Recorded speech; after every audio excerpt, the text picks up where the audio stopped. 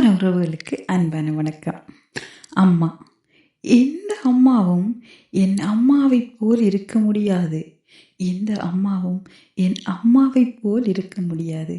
என எல்லோரையும் நினைக்க வைப்பதே அம்மாக்களின் அதிசயம். என எல்லோரையும் நினைக்க வைப்பதே அம்மாக்களின் அதிசயம். இந்த அழகான வீடியோவை பாருங்க. இவ்வளவு ஒரு அழகாக இருக்குது. அந்த தாயின் பாசம் பார்க்கவே அவ்வளோ ஒரு சந்தோஷமாக இருக்குது. தாய் தாங்க. என்ன கஷ்டப்பட்டாலும் தன் குழந்தைய சந்தோஷமாக பொன்னுயோட பார்க்குற ஒரே தெய்வம் அம்மா தான்.